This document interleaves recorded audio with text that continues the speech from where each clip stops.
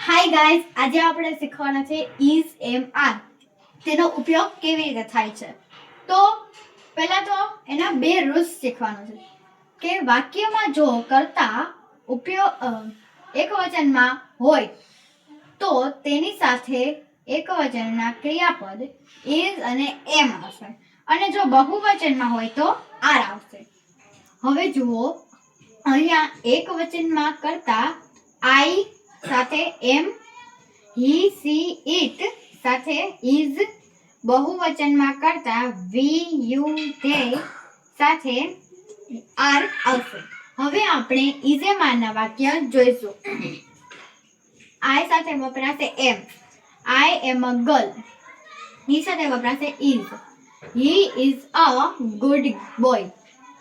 C સાથે વપરાશે is. She is a nice girl. The cat is fat. હવે બહુવચનના વાક્ય સ્ટાર્ટ થશે.